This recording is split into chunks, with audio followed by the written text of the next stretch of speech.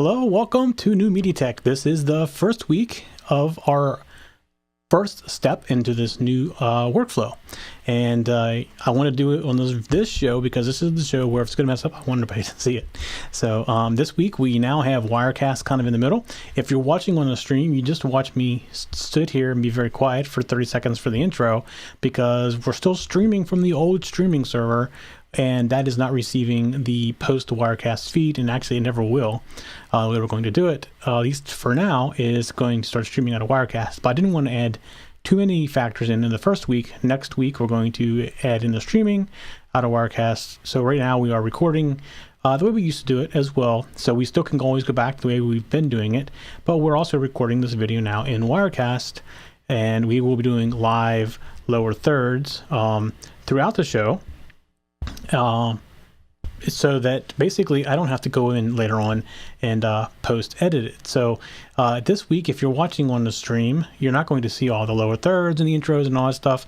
But if you're watching in post-production, hopefully the video recorded fine in Wirecast and we used it instead of going through and adding in lower thirds later on. So I have the ability to basically throw up any lower third at any time while I'm doing the show, and I can do all this and don't have to do it later on. So I see there's a lot of edit time, and if this all works out the way we hope it works out, it should be just a few minutes after we're done recording to submit it to our already automated process to get to YouTube and everywhere else. So that's hopefully what happens from all this. That is the goal of doing this. So I'm basically sitting here, and as I'm doing the show, I'm bringing up all the lower thirds and everything live as I'm talking to you. So it's a little bit different thinking process for me as well. It's different when you're on the other behind the console and you know what you're doing. You don't got to talk. But when you're doing the show like this, it's a little bit distracting. But you could just do it very fast. I've been doing the switching anyways, for the most part, with the exception of like the security coded show and things like that. The more talk style shows, I typically have somebody that does the switching for me. It just helps me to keep my mind more into the conversation and makes it a more interesting show. All right, so I have been getting a lot of questions about monetizing, and it's a little, I don't want to say it's frustrating, but it's maybe frustrating is a good word. If you're just starting out the podcast and you're thinking in your mind, I want to start a podcast so I can bring in some money, you're thinking the wrong way, because when you start on a podcast, you're not going to make money right away. In fact, it's going to be a while till you start making money, unless you have some other way of monetizing other than advertising. The questions I'm getting is about finding advertisers, and I'm sure as podcasts become more and more popular, and you're seeing all these people like GoDaddy and Ting and Squarespace, all these people advertising, and think like, how can I get them onto my show and start making some money? Well, until your show is established, which can take 6 months to a year, you're probably not going to get an advertiser. So if you're looking to get in to make money from the advertising, it's probably the wrong thing, or it's definitely the wrong way to think about it. When you start a podcast, you need to start it because you have a passion for it, not because you're looking at how you can make money. So that being said, I'm going to talk about some different methods of monetizing this week, and probably over the next couple of weeks. I probably can't cover it all in one night, and how things you can do to help monetize and make some money. And I'm going to tell you some things that we're doing differently. And since we do go in and install studios for companies that want to produce content for the internet, they don't really thinking about how they're going to make money with it. They're thinking of it as a way of promoting their business. And that's kind of how I want everybody to think about it, because that's the best way to think about it. How can it promote something else? Not necessarily make money in the advertising. Yes, great. There are some shows, and some of the big podcasters make millions of dollars on advertising, but they've been doing it for 5 to 8 years probably, have a great following, and have that reputation that they can provide the viewers and the turnover from the advertising that a small podcast can. And you're talking about some of those shows, you get 200,000 and 300,000 views per episode. And if you're a podcast that's making, only getting a couple thousand views per episode, it's very hard to get somebody to back you, financially to advertise on your show. Now, if you're a very specialty podcast, you're going after a very particular group, and you have somebody that's in that group, you can very possibly find an advertiser that hits the group that you're starting to get to. I don't know, maybe you do comics or something like that. Some other subject that's, kind of limited, not general tech. Tech is a huge thing. If you're trying to get into tech, there's so much tech stuff out there. It's very hard to get any kind of advertising because they can advertise on these big guys. But there are some other ways you can make money. And I'm going to explain a little bit how we do it. Now, we make money on the side because we install studios and teach people how to do this regularly. And if we go into a company who wants to start doing a podcast, they typically are doing it to promote themselves in their brand. And that's the most popular thing that we find as far as people wanting to do podcasts, at least from our point of view, going into companies. That's what we see the most of.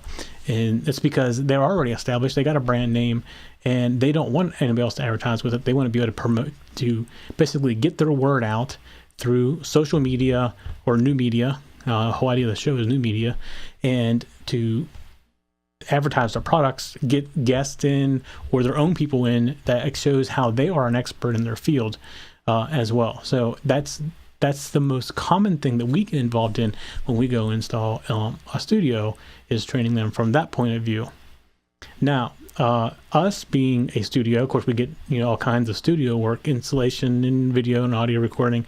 We do a little bit of everything. We don't do weddings anymore because they're just a pain. But we get all kinds of requests in. I mean, we just recorded a documentary in the audio studio for a couple people. If they come in here twice and did different documentary things. We record videos on our green screen for people. So we keep pretty busy as a studio. As well as doing all this. Now, this is just part of what we do for fun. This is like our passion is broadcasting and teaching people stuff. Teaching definitely coming in with that.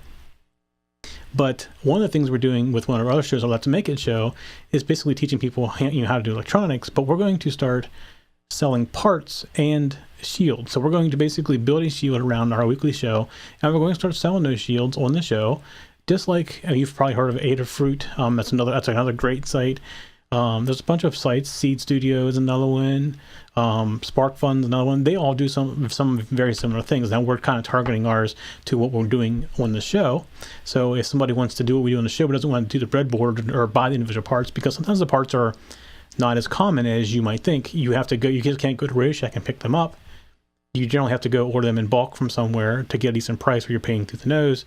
We're going to basically buy those parts in bulk and pass that savings on to our end users. They can buy the kit from us with just the parts. They can stick on a breadboard, or we can sell them an actual board. They can put the parts on and plug it in and follow along with our shows to be able to do the projects.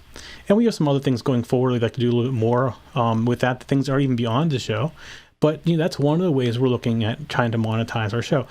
Will we take an advertiser? Sure. We tried one advertiser for a little while. It wasn't bad. We didn't make a lot of money with it. It was a good experience for us to have an advertiser on the show. But that's not what we're focused on. And yes, we do have on our website now that you can advertise with us. And if somebody wants to advertise, we're not going to turn them away. But our main goal is to teach people, and we want to monetize our show by giving them things they can learn with, and that's by selling them the parts and the kits and things like that. It would be hard to go to Radio Shack and pick up stuff. And plus, they're getting exactly what they need from us. They don't go to Radio Shack and get the wrong thing because they're not sure what they're getting. They get the right parts from us. Plus, we're also here to support them after the fact if they have some kind of issue with it. It's just one of the benefits you have with dealing with us. So that's one of our ways of monetizing. Now, the other thing that we do, as far as what I consider monetization, is we do jobs for like installing studios, teaching people how to do that. And we recommend equipment. We actually sell the equipment. We are a reseller for some of the equipment. And we do consulting on the side. We go out and we do the installation, or we go into somewhere that's already installed and just need training on how to use the equipment. We have all kinds of that. And we're getting more into actually doing the live streaming. And that's something that's, we do live streaming here every week. And the more we do it, the more comfortable you are with it. And we have basically a portable system we can take with us now and do live streaming from just about anywhere. And we're going to start doing more of that and start promoting that. So we also use, and that's part of what this show is. This show is talking about what we do in our day-to-day jobs from the studio perspective. So in a way, we're kind of monetizing this one because we're advertising what we do. And we've gotten calls from the show already and gone and done jobs from the show to go teach people. We've done one studio install, and we actually done some side consulting, training people and trying to get their whole show set up, because they have an idea for a show, and that's what we did. And in another week or so, I'm probably going to tell you about something else we're going to be doing. It's kind of out there now. If you start watching some of our shows at the end, in the trailer, you will see some more information that's coming about something that's coming up. That will be another way of monetizing. And that one probably will be more advertised based, ultimately, because the people we're working with probably want to make money by advertising, or they may want to do something very similar to what we're doing now. So my personal background has been, I've done a lot of internet marketing. Now I haven't done it for like a year and a half now, because the bottom kind of fell out of the internet marketing. It got very sleazy, not somewhere where I wanted to be. So I pretty much pulled out of that. But that same concept, and I'm going to start doing some of that as well, some video type training that you can buy for a couple of bucks and sticking it on the website. And I'm probably going to do a very similar thing, but I'm going to stay out of the sleazy part of it. I'm not going to spam anybody or anything like that. It's just all above board, all very white hat type of thing. But that's kind of my background, and I still like doing that, and just wish it never gotten quite so sleazy and so underhanded type of a business. So I'm going to take some of that knowledge and put it into running this as well. So over the next couple weeks, I'm going to talk about some different monetization methods, because you can do like on-page advertising. You can sell ads on your page. But depending on how much traffic your page is getting depends on if you can really sell that or not. And that's very, very dependent upon your traffic you get to your show. Like, we get a lot of traffic to our Text and TV show. That's where most of our YouTube views come from, is actually through the website, because we embed on our website the YouTube. And I think because we do that, we get a lot of traffic from the search engines, and people are searching for things because we're embedded, in through YouTube. So we're getting actually, I think more views on YouTube right now than what we're getting for downloads. For a while, it was not quite that way, but I think depending what show it is, I think like the Let's Make It show, which is our most popular show, is somewhere between 16 and 20,000 views a week per episode. So, and that's definitely our most popular show. Our Security 101 is, a little bit behind that. And then it goes down the line. I can't remember what other shows. It's either Mac Minute or this show or next in line. And then with the new shows coming online, we're still trying to get the audience built up for those. Now, one of the advantages that I had starting out with this is I already had a following from the internet marketing crowd, because I did a lot of training on internet marketing. And as I start tweeting things out, that started building up my followers. So I got a little bit of a jump start. Now that jump start's gone now. So as we start up new things, it doesn't start up quite as quickly as what it did for the first couple of months that we started out. But that's something I'd rather have it start out with people that are really interested in what we're talking about anyways.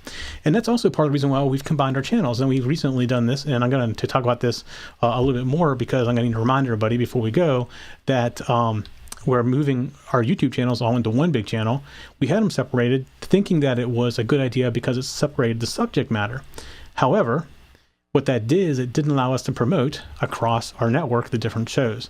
So we are now going to one YouTube. There's a couple other things that it did for us that actually hurt us in our production process, which is we have different YouTube accounts we have to keep track of. So every time we did a new video for a particular show, we had to go out and publish it to a different YouTube account. You had to log off on an account, go log in, and look what the password was. And that process was a little bit of a pain. Now we automated that, so that pain kind of went away. But then we're still trying to keep track of, did it make it there? Did it not make it there? Plus, our workflow process is that when we upload it, our outsourcer goes and has to log in, do the video, and do the comments for us. And it's just a pain for her to be able to do that as well. So what we've done is gone to a single channel, so that if you're watching a video, like when you're watching this video and you're on our YouTube channel, you'll see the other videos that we do. Now, if you want just this video, we're doing everything in a playlist. So it's very easy to follow down the playlist of just the shows that you're interested in. You're not forced to watch them, but at least you're aware of them, which something before, which wasn't happening. There was no awareness of the other shows that were on the network, and that's what we went to one. We did the same thing with Twitter. Now we're still in that process with Twitter. We had a Twitter account for every show. And again, if you weren't watching the network Twitter, you wouldn't see all the different shows that were on there. So now we're going just to the network Twitter, and that's something that's in the process right now. And you'll see our website's changing. Our website guy is working on all that stuff as well, as we're going through this transition to basically one Facebook page, one page for Twitter, or one Twitter account, and one YouTube account. And the old accounts aren't going to go away. The Twitter accounts might go away. We're just going to stop using them. But the YouTube accounts we're going to keep here because we're still getting lots of hits on them, and we don't want to lose that momentum that we have there.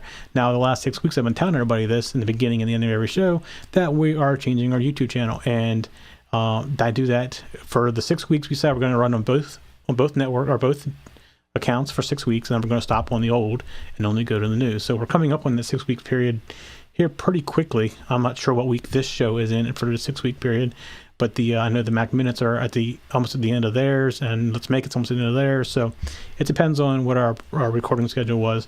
And some of our shows that we record in bulk were already up there, so we can't do them until they come up anyways.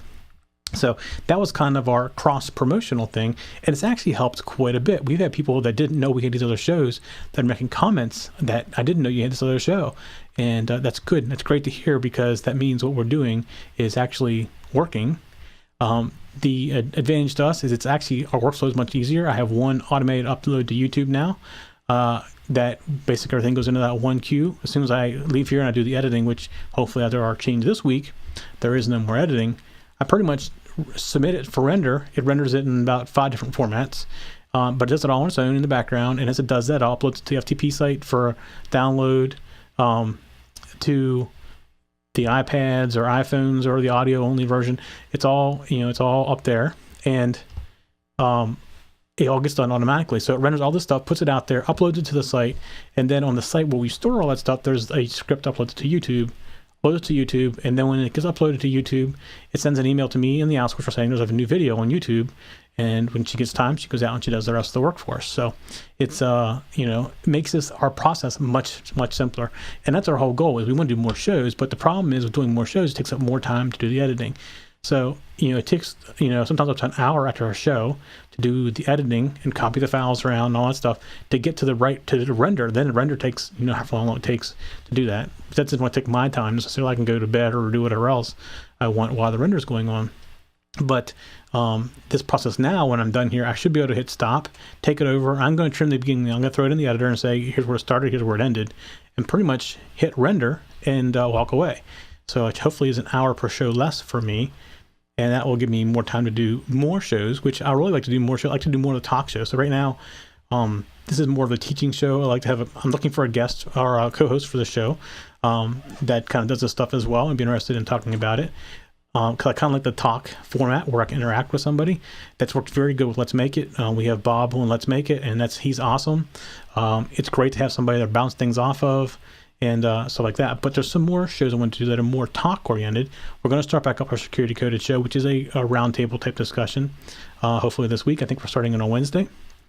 And that's the kind of stuff I like to do more of, which is more live interactive versus less of the training. I like to do some training, but we've covered a lot of the training stuff right now.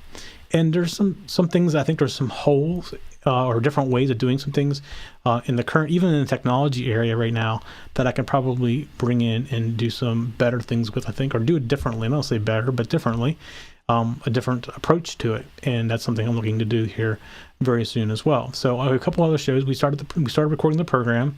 I think I mentioned before, the program is all about programming. We're going to do 12 weeks of one language. We've already pre-recorded the first couple weeks, which is the basics of programming, what a variable is, memory space, things like that, very basic stuff. And then we're getting ready to start recording the Python, which I think I'm probably start recording maybe this weekend. I'm not positive, but then I have other people that are going to do other languages for me as well, and I'm working on that out with them right now. I'm not sure what order they'll be ready in, but we're working through all that stuff right now. So and there's no charge for any of those shows. We like to teach, so we're never going to charge something like that. However, monetization of the show, we're not sure about that yet. So do we? Some people that I'm looking for that to do some of the language stuff have actually written books. So do we monetize the show through selling their books? That's the kind of thing we're trying to figure out at this point with that show. So everything's a little bit different. So but I wanted to say, it's monetization. You just don't want to go in and assume you're going to start making money right away unless you have a product you're going to sell, which this is an advertising medium for you, that's 1 week to making money right away. However, you shouldn't be counting on just your podcast to make those sales, because it's not going to happen that fast. It does take a long time to build up an audience, and it's taking a long time, for longer than what I expected to build up an audience, and I expected it to take a while.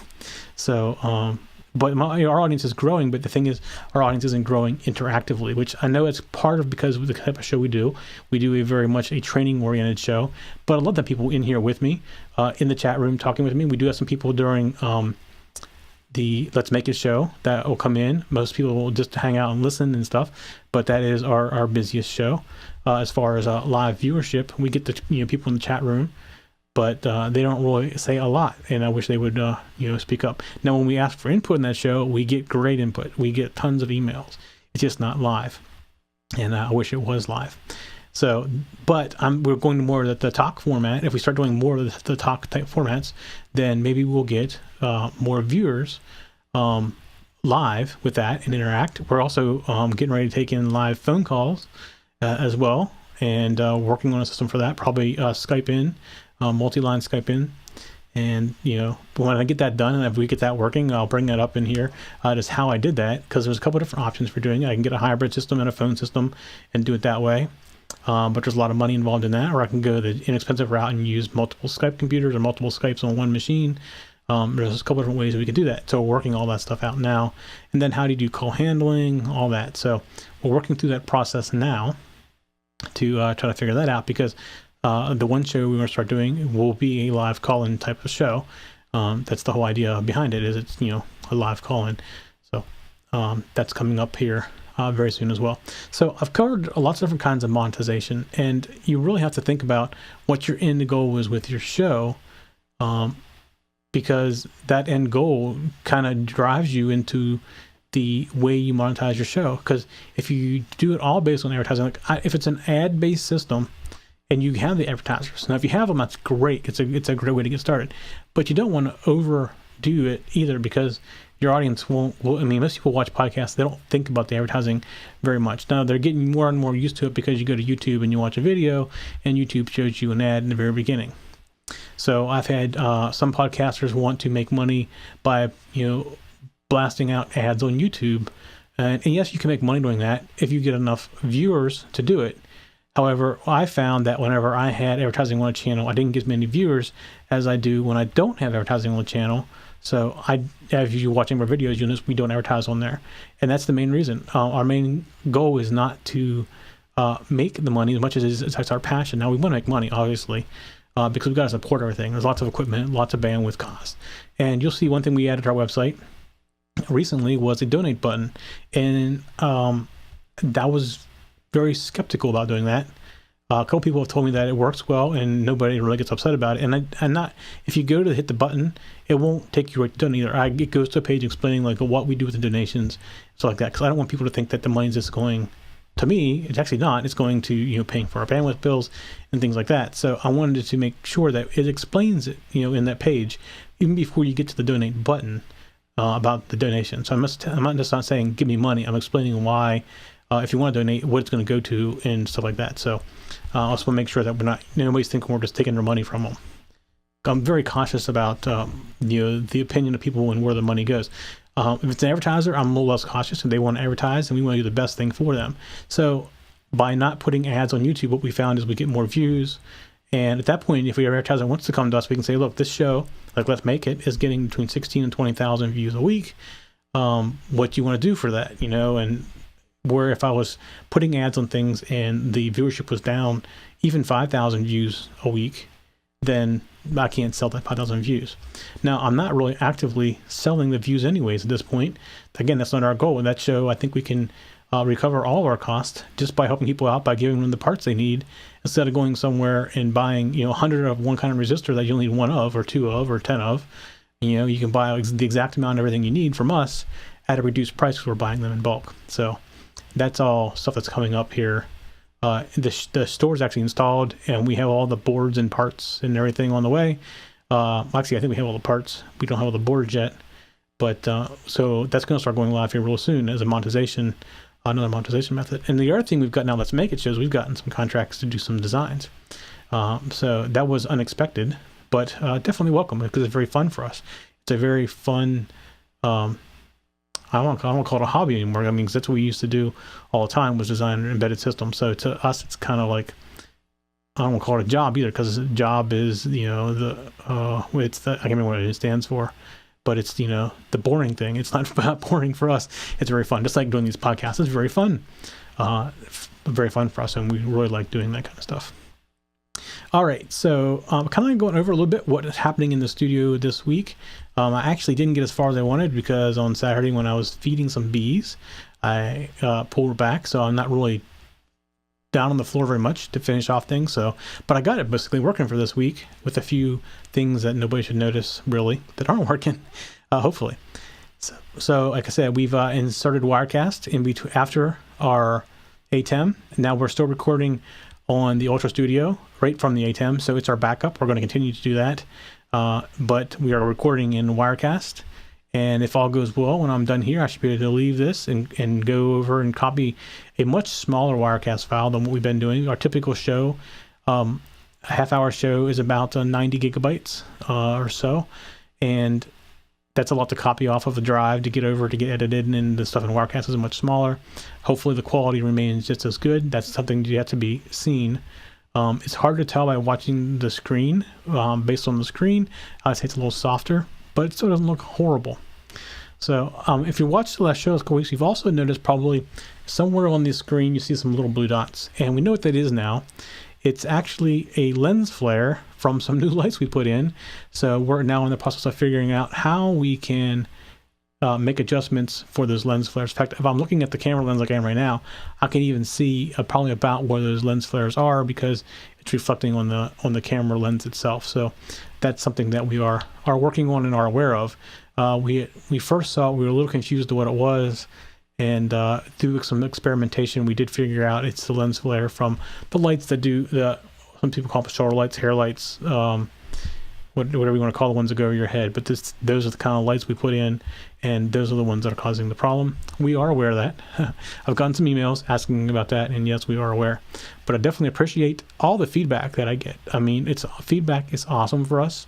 That's how we know if we're doing things right, doing things wrong, what you want to know, what you want us to cover, all that stuff. We'd love to have the feedback.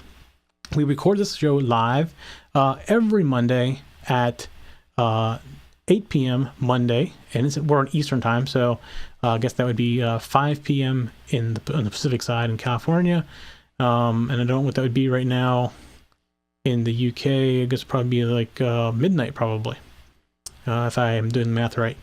Midnight or 1. So anyways, if you want to come and join us live, I'd love to have you in the chat room. Right now, it's just me and one other person in the chat room, and it's somebody I know who's being very quiet.